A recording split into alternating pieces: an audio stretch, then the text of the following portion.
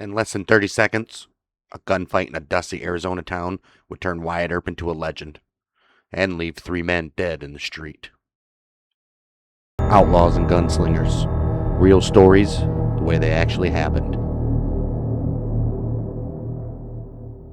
We'll do a little bit of a backstory here on this episode, but basically, Doc Holliday tried to frame him for a stagecoach robbery that the Behan and his cronies actually were committing, and all hell's about to break loose here in the old OK Corral.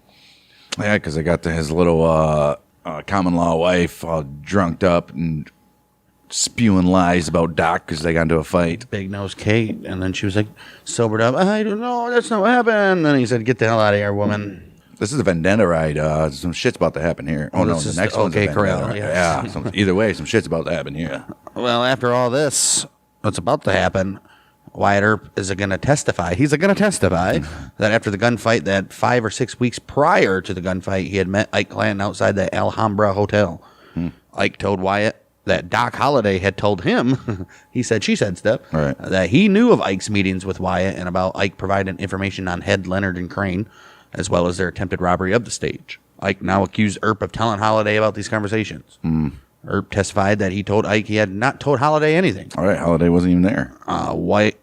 Wyatt offered to prove this when Holliday and the Clantons next returned to town. He said, all right, well, nigga, we'll settle it all. The weekend before the shootout, Morgan Earp, he was concerned about possible trouble with the Cowboys. He asked Doc Holliday to come back to Tombstone from a fiesta celebration in Tucson, where Holliday had been gambling. He's like, come on, buddy, come on back. Upon Doc's return, Wyatt asked Holliday about Ike's accusation.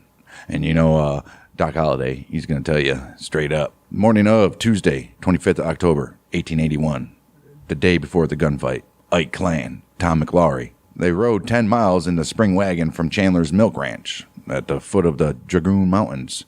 They did that, and they went to Tombstone. They were in town to sell a large number of beef stock, most of them owned by the McLaurys themselves. All right, well, Fred Dodge, an undercover detective for Wells Fargo, he heard from J.B. Ayers, another undercover Wells Fargo man in contention, that Frank McLaury, Billy Clanton, and Billy Claiborne, they were in town planning to join Ike and Tom in Tombstone Wednesday afternoon.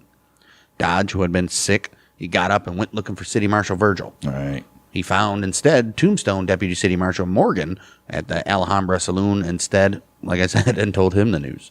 Near midnight, Holliday saw Clanton in the Alhambra Saloon and confronted him, accusing him of lying about their previous conversations. Uh-oh. Well, they got into a heated argument, and Wyatt, who was not wearing a badge at this time, encouraged his brother Morgan to intervene. Right, because he couldn't do anything. Morgan took Holliday out into the street, and Ike, who had been drinking steadily, followed them. Well, Virgil arrived a few minutes later and threatened to arrest both of them if they didn't stop arguing. Nice. That's the way to go. I'll take you both to jail, boys. Right. Wyatt Earp, he walked over to the Oriental Saloon, and Ike followed. They talked again. Ike threatened to confront Holliday in the morning, and we'll settle this once and for all. Ike told Earp that the fight and talk had been going on for a long time, and that he intended to put it to an end. Ike also told Earp, I'll be ready for you in the morning, quote, unquote. Well, Wyatt, he told Ike to go home because there was no money in it. Oh, right. It's not worth it. Right. Ike, he sat down near Wyatt, his revolver in plain sight, looked over, told him, you must not think I won't be after you all in the morning. Virgil Earp, he went to the Occidental Saloon across the street. Well, after Holliday's confrontation with Ike, Wyatt took Holliday back to his room at the C.S. Fly's lodging house to sleep off his drinking. Then he went home and went to bed. I'm surprised he lived as long as he did, because, man, Holliday would just get couldn't even walk. He was only 30-something. Right. That's what he did, man. Drank until morning and slept until evening. Right. Well, Virgil, on the other hand, he stayed up and played poker with Ike, Tom McLaury, Sheriff Johnny Behan, and a fifth unnamed man in the back room of the Occidental Saloon until morning. Okay. About dawn, October 26th, the card game broke up, and Behan and Virgil went home to bed. Ike Clanton later testified that he saw Virgil take a 6-shooter out of his lap and stick it in his pants when the game ended. Virgil was ready. He said, right, I'm waiting for any of you to make a move, do it. Wow. Virgil's a brave son of a bitch, and they're playing poker with just them. He always was, dude. It's weird, but he was more level-headed. Yeah. Wyatt was just a fucking loose cannon. And Morgan, hell's coming with me. Right, and Morgan was just following what everybody else was doing. Like, what do you want me to do, Wyatt? Wow. Not having rented a room, old Tom McLaury and Ike Clanton, no place to go. Shortly after 8 a.m., Barkeeper E.F. Boyle spoke to Ike. He spoke to him in front of a telegraph office. Clan been drinking all night, as we said. Boyle encouraged him, go get some sleep, Ike. Go get some sleep. But Ike said, you know what? If I'd had a bed, I would. But guess what I'm going to do now? I'm going to sit here and wait. Stew in my anger. Boyle later testified he noticed Ike was armed and covered his gun for him. Boyle later said that Ike told him as soon as those Earps and Doc Holliday showed themselves on the street, the ball would open, that they would have to fight. I went down to Wyatt Earp's house and told him that Ike Clanton had threatened that when Wyatt and his brothers and Doc showed themselves on the street, that the ball would open, quote unquote. Well, Ike said in his testimony afterward that he remembered neither meeting Boyle nor making any such statements that day. Well, you're fucking wasted. Back then, they were allowed to blame drunkenness, weren't they? Yeah. Well, we've seen the Davy Crockett, not that Davy, Right. get away with killing 3 soldiers for being drunk. True. Well, So Deputy Marshal Andy Bronk, he also heard the talk around town. He went to wake up Virgil, who listened. He said, I'm going back to sleep. right. Ike's ongoing threats were not worth losing sleep over, apparently. Right. Later in the morning, Ike picked up his rifle and revolver from the West End Corral, where he had deposited him there and stabled his wagon after they entered town earlier. By noon that day, Ike was still drinking and once again armed in violation of the city ordinance against carrying firearms in the city. He told anyone and anybody that would listen that he was looking for Holiday or just any Earp. It didn't matter which one. Just drunk and Going around town, said, you know, Earp, they're going to get it. staggering around. Probably still haven't even come down from the buzz from the night before. Clearly not. Wow. At Fly's boarding house, where Holiday and his common law wife, old Big Nose Kate, were sleeping, proprietor Mary Fly heard Clanton's threats and banged on Holiday's door. Fly told Big Nose Kate, Ike Clanton was here looking for Holiday, and he had a rifle with him. Ooh. Old Big Nose Kate woke Holiday and relayed the threat, who replied, if God will let me live to get my clothes on, he will see me. Okay, well, At about 1 p.m., Marshal Virgil, Deputy Morgan Earp, they found Ike on 4th Street, still armed, still drunk, still pissed. Virgil pistol whipped him from behind. Disarming him, the Earps took Ike to appear before Justice of the Peace, A.O. Wallace, hey, old Wallace, for violating the very ordinance of not carrying any weapons within town. you gotta do it. Wyatt waited with Clanton while Virgil went to find Justice Wallace so a court hearing could be held. Oh, while Wyatt waited for Virgil to return with Justice Wallace, witnesses overheard Wyatt tell Clanton, you cattle thieving son of a bitch, and you know that I know you're a cattle thieving son of a bitch. You've threatened my life enough, and you've got to fight. Oh. Ike Clanton was heard to reply, fight is my racket, and all I want is 4 feet of ground. Oh, okay. Ike reported in his testimony afterward that Wyatt Earp cursed him. He said Wyatt, Virgil, and Morgan offered him his rifle and to fight him right there in the courthouse, which Ike declined, Right. of course. Ike also denied ever threatening the Earps. Yeah, right. Justice Wallace fined Ike $25, which is equivalent to about $7.50 today's money, Right. plus court costs. Ike paid the fine, and Virgil told him that he could pick up his confiscated rifle and revolver at the Grand Hotel, which was favored by the Cowboys when in town. Right. Ike testified that he picked up the weapons from William Soule, who was the jailer a couple days later. Yeah, he stewed around. I don't even know if he was in town, though. I think they split town for a minute, but I don't know why you wouldn't take your weapons. Outside the courthouse, where Ike was being fined, Wyatt almost walked into 28-year-old Tom McGlory. Yeah. As the two men were brought up short nose to nose. Tom, who had arrived in town the day before, was required by the well-known city ordinance to deposit his pistol when he first arrives in town. When Wyatt demanded, are you healed or not? McGlory said he was not armed. Wyatt testified that he saw a revolver in plain sight on the right hip of Tom's pants. As an unpaid deputy marshal for Virgil, Wyatt habitually carried a pistol in town in his waistband or in a coat pocket lined with leather to make drawing it very much easier. Well, witnesses reported Wyatt drew his revolver from his coat pocket and pistol whipped McGlory with it twice, leaving him prostrate and bleeding in the street. Saloon keeper Andrew Meehan, there's a Behan and a Meehan in town, huh? They testified at the Spicer hearing, which we'll hear a little bit of later, that he saw McGlory deposit a revolver at the Capitol Saloon sometime between 1 and 2 p.m. After the confrontation with Wyatt, which Meehan also witnessed. Okay. Wyatt said in his deposition afterward that he had been temporarily acting as city marshal for Virgil the week before, while Virgil was in Tucson for the Pete Spence and Frank Stillwell trial. All right. Wyatt said he still considered himself a deputy city marshal, which Virgil later confirmed. Since Wyatt was an off-duty officer, he could not legally search or arrest Tom for carrying a revolver within the city limit, which is a misdemeanor offense anyway. It's a little fine. Right. Only Virgil or one of his city police deputies, including Morgan and possibly Warren Earp, could search him and take any required action. Well, he could have held him there until one of them got there. Right. Wyatt, who was portrayed as a non-drinker, testified at the spicy hearing that he went to Halford's and bought a cigar, went outside to watch the Cowboys. No, just because I was going to watch the Cowboys. At the time of the gunfight, about 2 hours later, Wyatt could not even know if Tom was still armed. It was early afternoon by the time Ike and Tom had seen doctors for their head wounds. That's got to piss them off even more. Even if they were just drunk and stupid.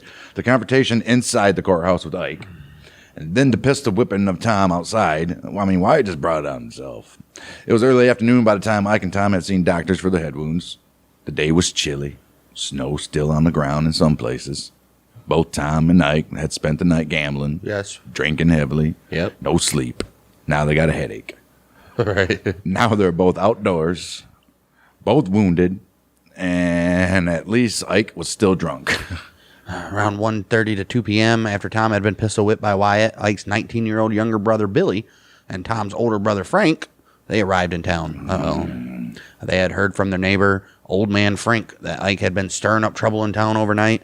They had ridden into town on horseback to back up their brothers. Right. Not to come get him out of there. Right. What the hell are you doing? They're like, all right, Ike's setting the stage here.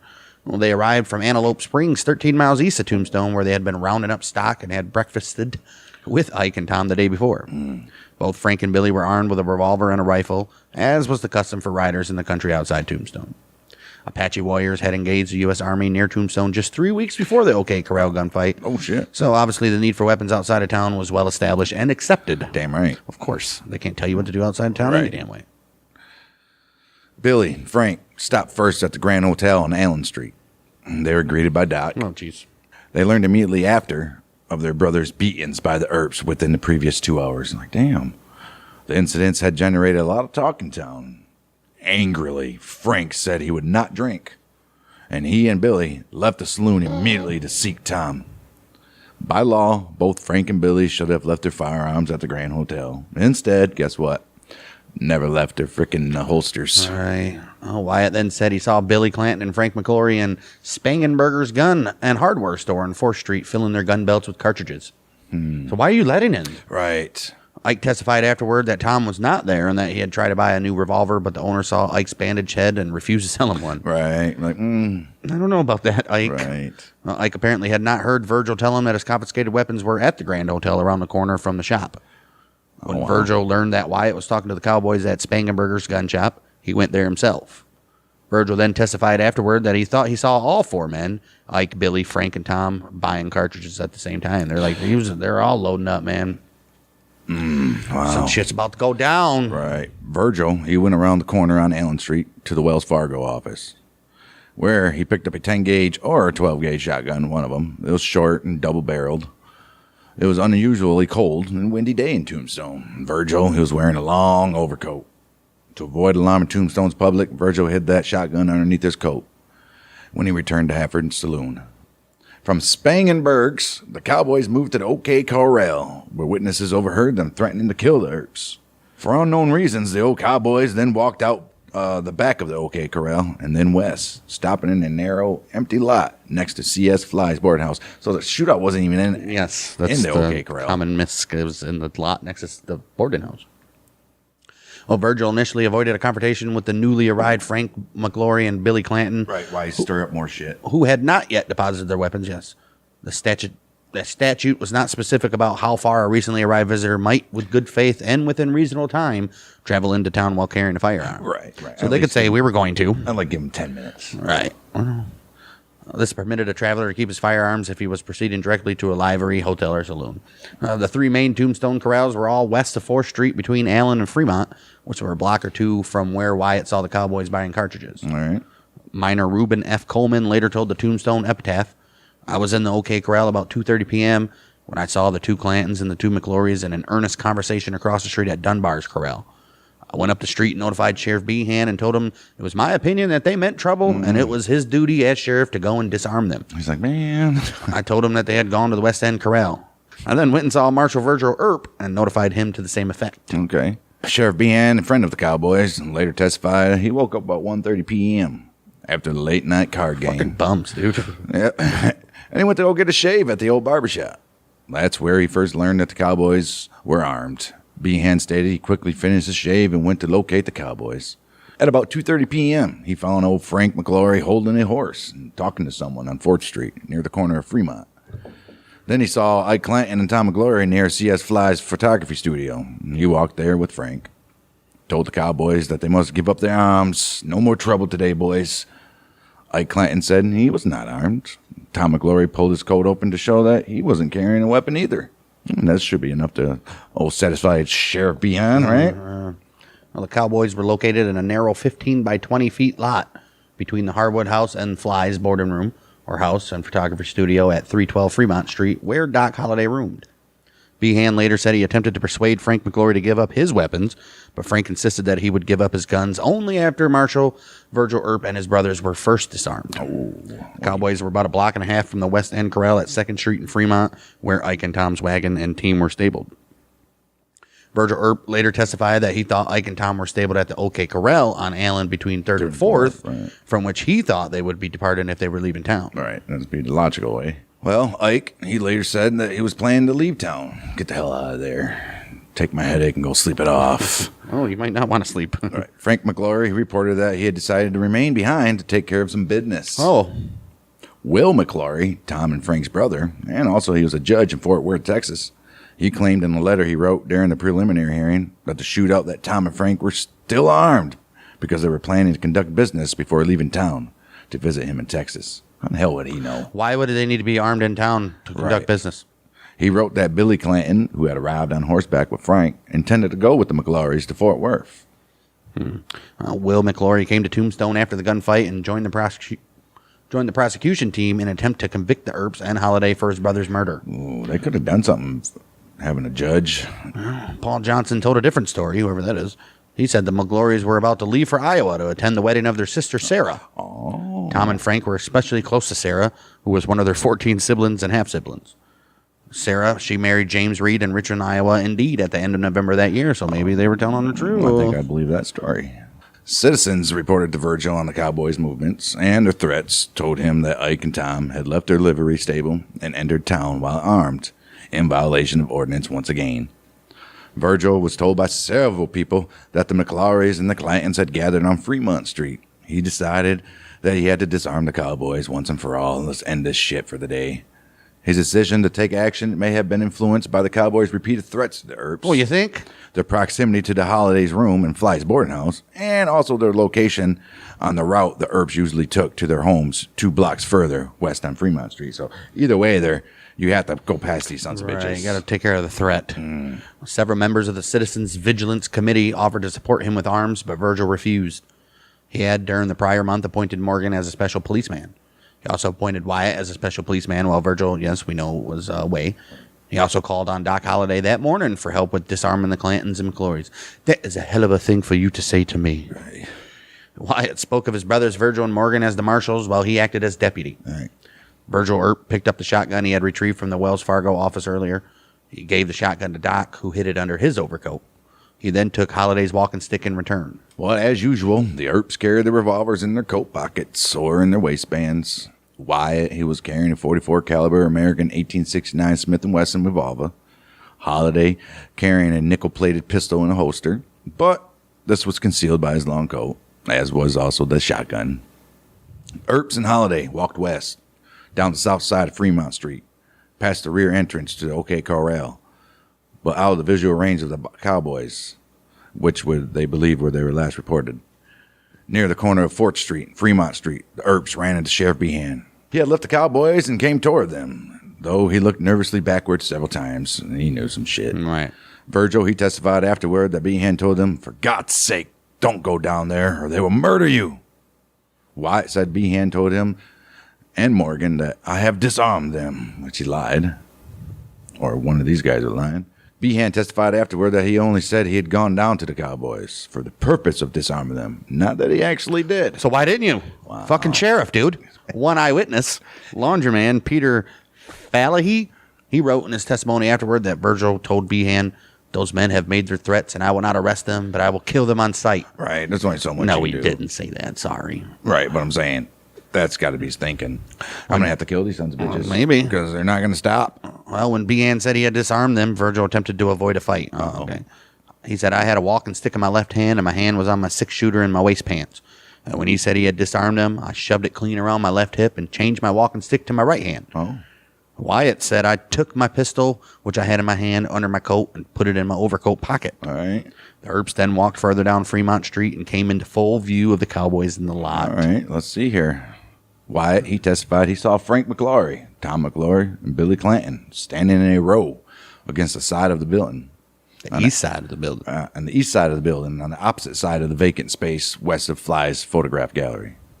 You had Ike and Billy Claiborne and a man I don't even know, Wes Fuller, I suppose. They were standing in the vacant space about halfway between the photograph gallery and the next building west. Addie Borland corroborated with Wyatt's testimony, stating that he saw 5 men opposite my house, leaning against a small house west of Fly's gallery, and one man was holding a horse, standing a little out from the house. Martha J. King was in Bauer's Butcher Shop located on Fremont Street. She testified that when Earp party passed by her location, one of the Earps on the outside of the group looked across and said to Doc Holliday nearest the store, "Let them have it." To which Holliday replied, "All right." When the Earps approached the lot, the 4 lawmen initially faced 6 cowboys: Frank McLaury, Tom McLaury, Billy Clanton, Billy Claiborne, Wes Fuller, and Ike Clanton. When the cowboys saw the officers, they stepped away from the Harwood house. Ooh, knowing shit's about to go down. Well, testimony given by witnesses afterward, they disagreed about the precise location of the men before, during, and after the gunfight. Yeah, man. Coroner's inquest and the Spicer hearing produced a sketch showing the cowboys standing from left to right, facing Fremont Street, with Billy Clanton and then Frank McLaury near the Harwood house, and Tom McLaury and Ike Clanton roughly in the middle of the lot, opposite them, and initially only about 6-10 feet away. And you had Virgil Earp, who was on the left of the Earp party, standing about a few feet inside the vacant lot and nearest to Ike. Behind him, a few feet near the corner of C.S. Fly's boarding house, was Wyatt. Morgan Earp was standing on Fremont Street to Wyatt's right. Doc Holliday anchored the end of their line on Fremont Street a few feet to Morgan's right. So you had Virgil and Holliday as the flanks. Right. Wyatt drew a sketch in 1924 and another with John Flood on September 15, 1926 that depicted Billy Clanton near the middle of the lot, close to the Harwood house. He's old. Right. Getting names mixed up. Tom and Frank McLaury stood deeper in the lot, and Frank was in the center between the 2 buildings holding the reins of his horse. Tom was closer to the Fly's boarding house, and according to Wyatt's sketches, Morgan was on the right of the lawmen, close to the Harwood house, opposite Billy Clanton near the Harwood house, and close to Fremont Street. Oh. Virgil was deeper in the lot, opposite Frank and Ike Clanton. All right. Wyatt was to Virgil's left, opposite Tom, and Doc, he hung back a step or 2 on Fremont Street. Either way, they're all there. All right. Neither of Wyatt's sketches included Ike Clanton or Billy Claiborne, who ran from the fight anyways. Yeah. Wow. Virgil, he was not expecting a fight. Once Behan said that he disarmed the cowboys, Virgil traded the short, double-barreled shotgun he was carrying for Holliday's cane. I did that before then, but... Right. Virgil carried the cane in his right hand and shifted the pistol in his waistband, we said that, to his left. Holliday, he concealed that shotgun under his long jacket. Wyatt, too, was not expecting a fight. Yes, we know. Right. Billy Clanton and Frank McLaury, they wore revolvers and holsters on their belts, and they stood alongside their saddled horses with rifles in their scabbards, possibly in violation of city ordinance prohibiting carrying weapons in town. Not possibly. Well, technically, their horse is carrying a weapon. When Virgil saw the cowboys, he testified that he immediately commanded the cowboys to throw up your hands, I want your guns. Wyatt said Virgil told the cowboys, throw up your hands, I have come to disarm you. Okay. Virgil and Wyatt both testified they saw Frank McLaury and Billy Clanton draw and cock their single-action 6-shot revolvers. Virgil yelled, "Hold, I don't mean that," or "Hold on, I don't want that." Right. Either or, he didn't want it. Right. Jeff Morey, who served as a historical consultant on the film Tombstone, he compared testimony by partisan and neutral witnesses, and he came to the conclusion that the Earps described the situation accurately. Right. Who started shooting first? Not certain. Counts by both participants and eyewitnesses are contradictory. The smoke from the black powder used in the weapons added to the confusion of the gunfight in such a narrow space. Yeah, what are you going to do, man? Those loyal to one side or the other told conflicting stories, and independent eyewitnesses who did not know the participants by sight were unable to say for certain who shot first. 6 or 7 men with guns fired about 30 shots in around 30 seconds. That's crazy. It's basically. Damn. Crazy. Virgil Earp reported afterwards, 2 shots went right off together. Billy Clanton's is one of them. Wyatt testified, Billy Clanton leveled his pistol at me, but I did not aim at him. I knew that Frank McGlory had the reputation of being a good shot and a dangerous man, and I aimed at Frank. Right. He said he shot Frank after both he and Billy Clanton went for their revolvers. The first 2 shots were fired by Billy Clanton and myself. He shooting at me, and I shooting at Frank. I mean, I think that's justified. Maury agreed that Billy Clanton and Wyatt Earp fired first. Clanton missed, but Earp, he shot Frank right in the stomach. Ooh, belly shot. He did. Right. All witnesses generally agreed that the first 2 shots were almost indistinguishable from each other. General firing immediately broke out. Virgil, Wyatt, thought Tom was armed. When the shooting started, the horse that Tom McGlory held jumped to one side. Wyatt said he also saw Tom throw his hand to his right hip. Virgil said Tom followed the horse's movement, hiding behind it, and fired once or twice over the horse's back. Uh-oh. Well, according to one witness, Holliday drew a large bronze pistol, interpreted by some as Virgil's coach gun, from under his long coat, stepped around Tom McGlory's horse, and shot him with a double-barreled shotgun in the chest at close range. Witness C.H. Ham Light, he saw Tom running or stumbling westward on Fremont Street towards 3rd Street, away from the gunfight, while Frank and Billy were still standing and shooting. Light testified that Tom fell at the foot of a telegraph pole on the corner of Fremont and 3rd Street, and he lay there without moving through the duration of the fight. Damn. Fallahy also saw Tom stagger across the street until he fell on his back. After shooting Tom, Holliday tossed the empty shotgun aside, pulled out his nickel-plated revolver, and continued to fire at Frank and Billy. Damn, wow. Well, at this time, Ike had been publicly threatening to kill the Earps for several months, including very loud threats on the day before, as we said. Wyatt told the court afterward that Clanton had bragged that he would kill the Earps or Doc at his first opportunity. But when the gunfight broke out, Ike, he ran forward and grabbed Wyatt, exclaiming that he was unarmed and did not want to fight. To this protest, Wyatt said in response, "Go to fighting or get away." Clanton ran through the front door of Fly's boarding house and escaped unwounded. Other accountants say that Ike drew a hidden pistol and fired at the Earps before disappearing. Like Ike, Billy Claiborne, he was also unarmed. He and cowboy Wes Fuller, who had been at the rear of the lot, also ran from the fight as soon as the shooting began. According to the Tombstone epitaph, Wyatt Earp stood up and fired in rapid succession, as cool as a cucumber, and was not hit. Morgan Earp fired almost immediately as Billy Clanton drew his gun right-handed. Morgan's shot hit Billy in the right wrist, disabling his hand. Oh. Forced to shift the revolver to his left hand, Clanton continued shooting until he emptied the gun. Virgil and Wyatt were now firing. Morgan tripped and fell over a new buried water line and fired from the ground. Oh, shit. Wyatt shot Frank in the stomach, and Frank took his horse by its reins and struggled across Fremont Street. Son of a bitch. They're like, damn, this doesn't turn out how we thought. Right. He tried and he failed to grab his rifle from the scabbard, but lost control of the horse. Frank crossed Fremont Street, firing his revolver instead. Frank and Doc exchanged shots as Frank moved across Fremont, and Frank hit Holliday in his pistol pocket, grazing him. Ooh. Holliday, he followed him, exclaiming, "That son of a bitch has shot me, and I'm going to kill him." Morgan, he picked himself up and also fired at Frank. Frank fell to the sidewalk on the east side of Fremont Street. A number of witnesses observed a man leading a horse into the street and firing near it, and Wyatt, in his testimony, thought this was Tom McGlory. Claiborne said only one man had a horse in the fight, and that this man was Frank, holding his own horse by the reins, and then losing it in its cover, in the middle of the street. Wes Fuller also identified Frank as the man in the street leading the horse. All right. Well, though wounded, Billy Clanton and Frank McGlory kept shooting. One of them, perhaps Billy, shot Morgan Earp across the back in a wound that struck both shoulder blades and a vertebrae. Damn. Morgan went down for a minute before picking himself up. Either Frank or Billy shot Virgil in the calf. Virgil says, I think it was Billy. Virgil, though hit, fired his next shot at Billy. Frank, now entirely across Fremont Street and still walking at a good pace, which is according to Claiborne's testimony, he fired twice more before he was shot in the head under his right ear. Son of a bitch.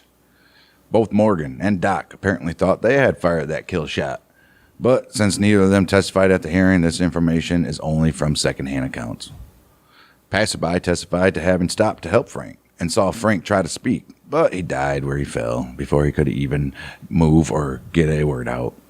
Damn. Billy Clanton, he was shot in the wrist, chest, abdomen, and after a minute or two, he slumped to a sitting position near his original position at the corner of the Harwood house.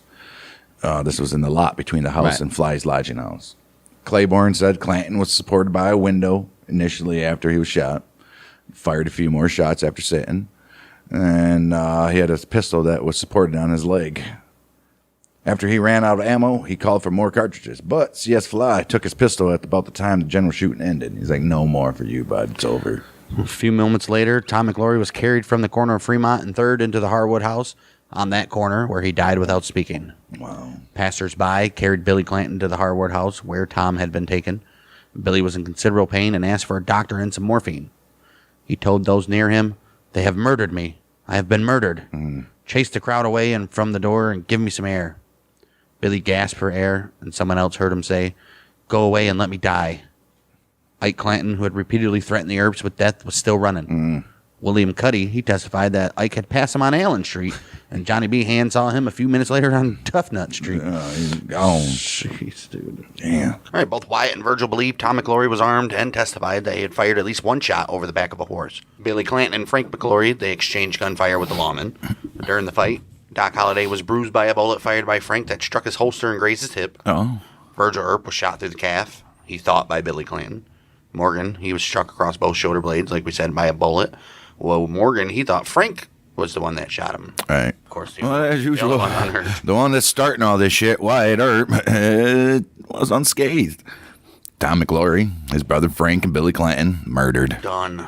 As the wounded lawmen were carried to their homes, they passed in front of the sheriff's office. Johnny Behan told Wyatt, "I will have to arrest you." Wyatt paused 2 to 3 seconds, and he replied very forcibly, "I won't be arrested today.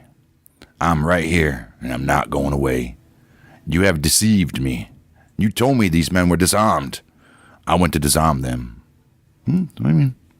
Dr. George Goodfellow. Oh, good for him. He's a jolly good. He's a Georgia Goodfellow. He's a Said, Georgia. "You told me they were disarmed. I went to disarm them. So why would you go to disarm them if you already thought they were disarmed?" Yeah, that doesn't make no sense. Oh, Dr. George Goodfellow. He treated the Earps. Dr. Henry Matthews, he examined the dead cowboys late that night. He found Frank had 2 wounds, a gunshot beneath the right ear that horizontally penetrated his head, and a second entering his abdomen 1 inch to the left of his navel. Damn. Matthews stated that the wound beneath the ear was at the base of the brain and caused instant death. Obviously. Sheriff Behan later testified that he had heard Morgan Earp yell, "I got him," after Frank was shot.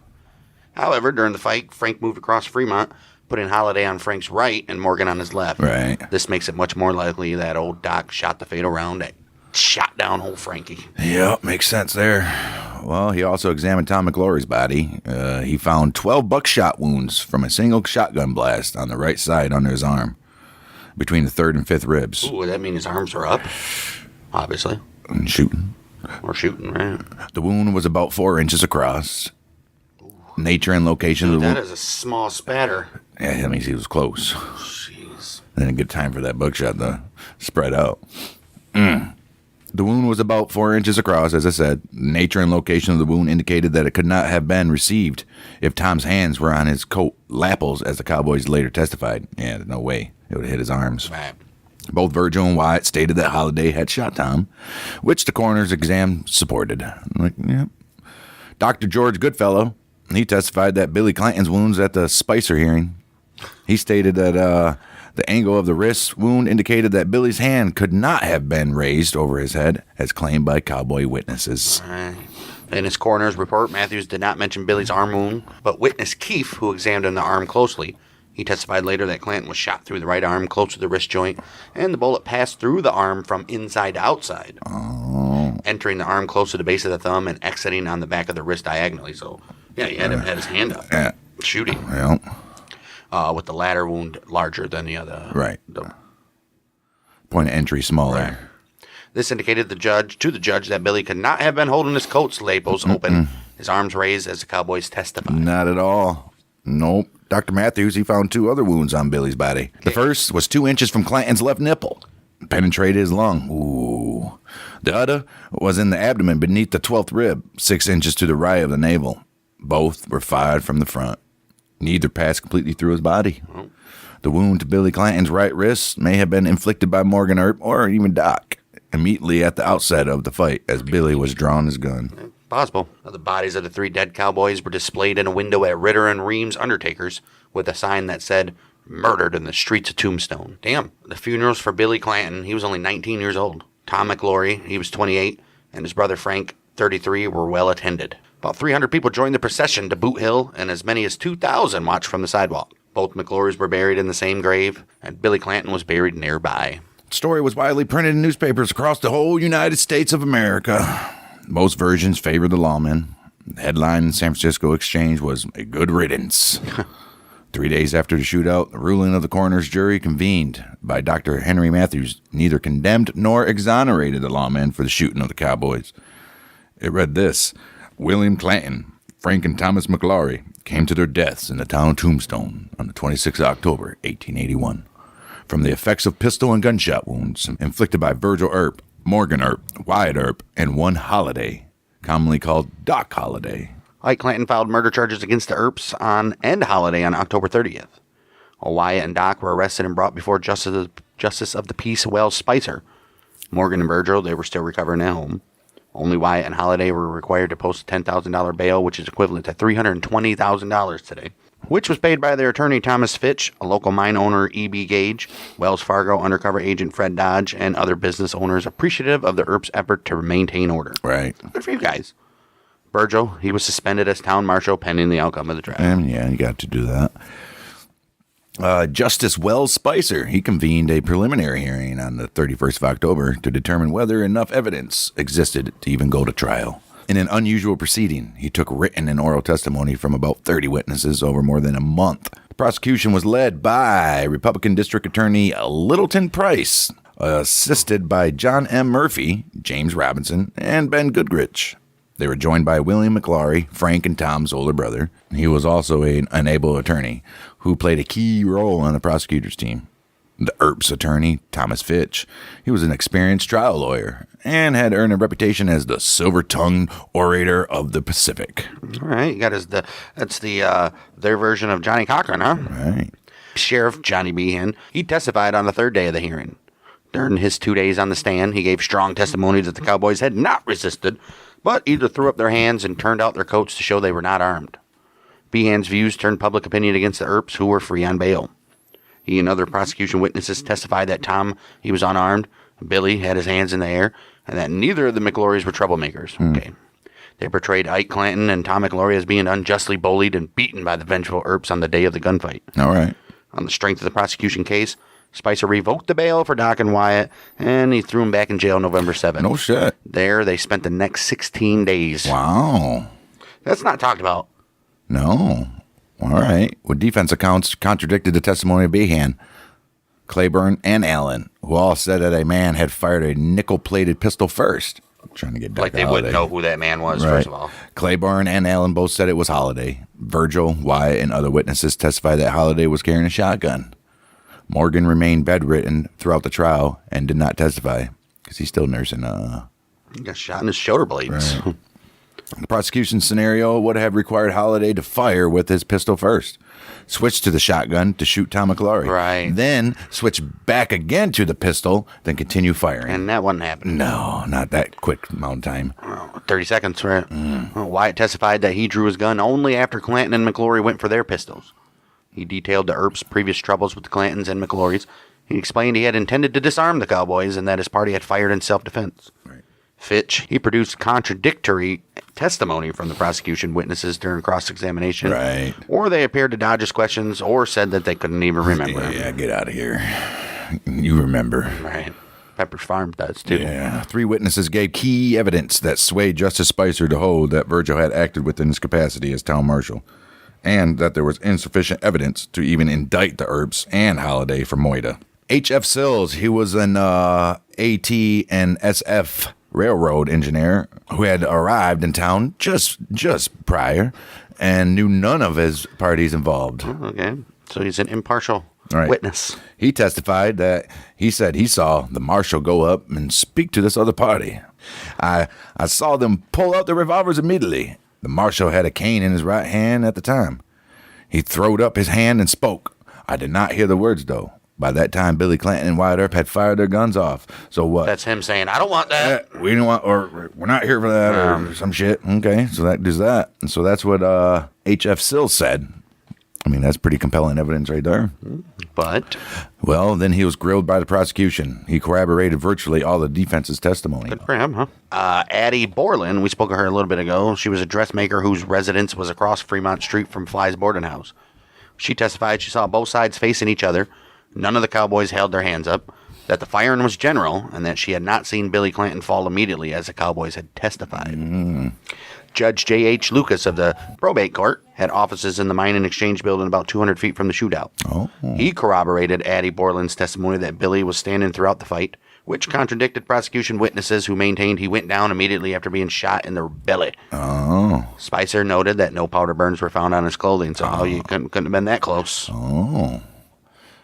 These witnesses' testimony, especially that of H.F. Sills, a disinterested party in the matter, he discredited much of the testimony given by Sheriff Behan, this guy. It's a sheriff, Right. lying on the stand. Right. Also Ike Clanton, and he's running down the street. Right. And other cowboy witnesses. After hearing all the evidence, Justice Spicer, he ruled on the 30th of November that Virgil, as the lawman in charge, had acted within his office and that there was not enough evidence to indict the men. Yep. He described Frank McLaury's insistence that he would not give up his weapons unless the marshal and his deputies also gave up their arms as a proposition both monstrous and startling. Right. Are you kidding me? They're officers and you're not. Right. You're gonna tell you're gonna try to disarm deputies of the law? Well, he noted that the prosecution claimed the cowboys' purpose was to leave town, yet Ike and Billy, they did not have their weapons with them, so how are they going to leave? Right. Spicer noted the doctor who examined the dead cowboys established that the wounds they received could not have occurred if their hands and arms had been in the positions that prosecution witnesses described. Right. Spicer did not condone all of the Earp's actions and criticized Virgil's use of Wyatt and Holiday as deputies, but he used these two hot-headed knuckleheads. But he concluded that no laws were broken. He said the evidence indicated that Earps and Holiday acted within the law, and that Holiday and Wyatt had been properly deputized by Virgil. Oh, look at that shit. I mean, all you gotta do is just go through it piece by piece, and you will find the truth. Right. A hand-drawn sketch of the gunfight was made by John Flood with Wyatt's assistance, 15th December, 1921.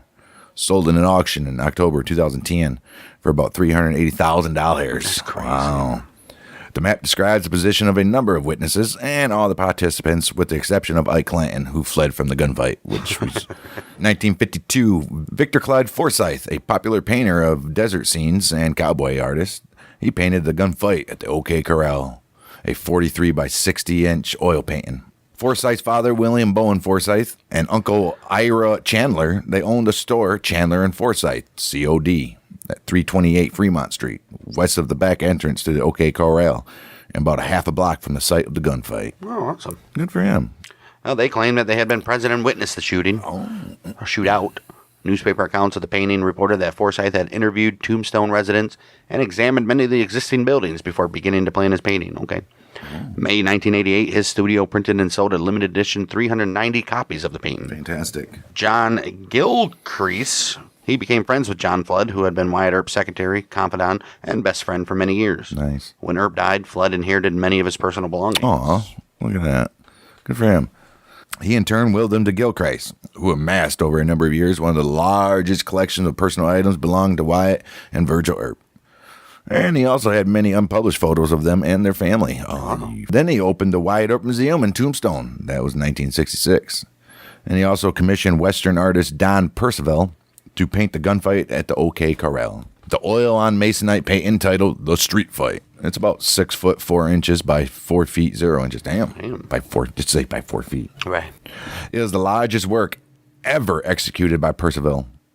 He referred to the original documents in Gilcrease's collection, including Wyatt Earp's own diagram of the shootout and unpublished notes made by John Flood, to create what is regarded as the most accurate depiction of the OK Corral shootout. He had 500 lithograph prints reproduced from the original, which Percival signed. Fantastic. The prints were sold by the museum for $10, which is equivalent to $94 today. Great. After Gilcrease closed his museum, the painting and other contents of the museum, they were sold at auction by John's Western Gallery of San Francisco. The estimated auction price for the painting had been $200,000 to $300,000. The final price was $40,250. Okay. That's what it sold for. Oh, well, so that guy was pretty wrong on his estimate, huh? It was put up for sale for auction once again, June 14, 2014, with an estimated selling price of $40,000 to $60,000, but failed to sell. Why? Less than a month after the shootout, it was described by a local newspaper as the gunfight at the OK Corral. William Not the Breckenridge. painting. The actual the gunfight. event. William Breckenridge, in his 1928 book, El Dorado, Bringing Law to the Mesquite, described it as the incident near the OK Corral. It's more accurate. Stuart Lake, he titled his chapter about the conflict at the OK Corral in his popular book, Wyatt Earp, Frontier Marshal. But it was in the popular movie Gunfight at the OK Corral that cemented the incident and its erroneous location in the popular consciousness. The movie and accompanying mythologizing also altered the way that public thought of the Earps and the Outlaws. All right. Prior to the movie, the media often criticized the Earps' actions in Tombstone. Oh. In the movies, they became the good guys, always ready to stand for what is right. Right. This incident has become a fixture in American history due to the personal nature of the feud between the Earps and the McGlory and Clanton brothers. Right. And the symbolism of the fight between lawmen and cowboys. You know, the Earps are obviously more of a good guy in it or not, but man, Wyatt and Virgil were kind of troublemakers. Virgil? Especially Wyatt. How would you say Virgil? Virgil it was. All he did was go to the army and literally was a lawman his whole life. Yeah. Didn't he pistol whip somebody too? Yeah, because he was being drunk and belligerent. He had a right to do that. Well, I guess, yeah. But Wyatt, if any of them, Wyatt was just a little hothead. Well, I mean, pimp's got to do what a pimp's got to do. This whole situation could have been avoided if they weren't antagonizing them in the courthouse. Wyatts were antagonizing Ike and them in the courthouse, and then Wyatt goes and frickin' pistol whips the McClory guy, right? Mm-hmm. So there's that. Clearly, if it didn't happen that day, it was happening soon after anyways. Right, I had to take care of it. They should have just went outside of town and took care of business there. Should have just followed him outside of town one night and just marked him and then came back like nothing ever happened. Right. Then he wouldn't be famous. Nope.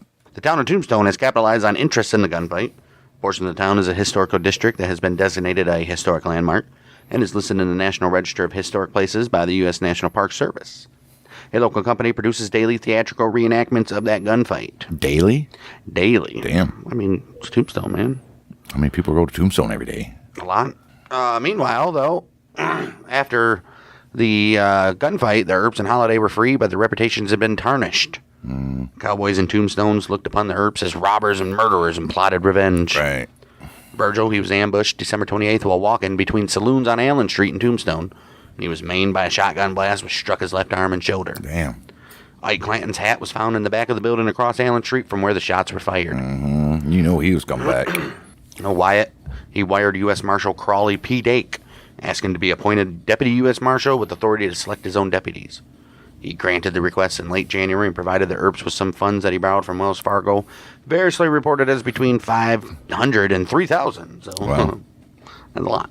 In mid-January, Earp's ally, Rickaball, he sold the Oriental Saloon to Earp's adversary, Milt Joyce, whoever that guy is. So Wyatt sold his gambling concessions at the hotel. The Earps also raised some funds from sympathetic business owners in town as well. Wyatt and Virgil submitted their resignations to Dake on February 2nd, 1882. So that didn't last long. Being tired of the criticism leveled against him, but he refused to accept them because their accounts had not been settled. Oh, it's saying, like, go take care of your business, boys? Right. On that very same day, Wyatt sent a message to Ike Clanton that he wanted to reconcile the differences, which Clanton refused. He's like, sure you do, bud. Right. I don't think so. Clanton, he was also acquitted that day of the charges against him in shooting Virgil, when the defense brought in 7 witnesses who testified that Clanton was in Charleston at the time of the shooting. A man don't leave his hat behind. Sorry. Not back then. Right. Not back then. Well, the Earps needed more funds to pay for the extra deputies and associated expenses. His contributions from supportive business owners were not enough. February 13th, Wyatt mortgaged his home to lawyer James G. Howard for $365, which is about $9,670 today. He was never able to repay the loan, and Howard foreclosed on the house in 1884. Wow. Or he just didn't give a shit. Right. Didn't care. Morgan Earp murdered March 18th while playing billiards, shot by gunmen firing from a dark alley through a door window into the billiard room. He was struck in the right side. The bullet shattered his spine, passed through his left side, and lodged in the thigh of George A.B. Barry, while another round narrowly missed him. Damn. Doctor was summoned. Morgan was moved from the floor to a nearby couch, while the murderers escaped in the dark. He died about 40 minutes later. Jeez. Oh, Wyatt, he felt that he could not rely on civil justice and decided to take matters into his own hands. He had to kill the murderers himself. Yes, sure. Bum, bum, bum. And you all know what's going to happen on the next episode. Yeah, next week we'll be covering that decision to take matters into his own hands and kill the murderers himself, as it's the infamous Earp vendetta ride. They killed old Morgan. We already know. Oh, Wyatt was basically Morgan's daddy, all grown up. We already know what happens there. Did Doc Holliday kill Johnny Ringo, or did he suicide himself? We'll find out. Actually, nobody really knows still. But yeah, we'll have it all. He hunts down everybody.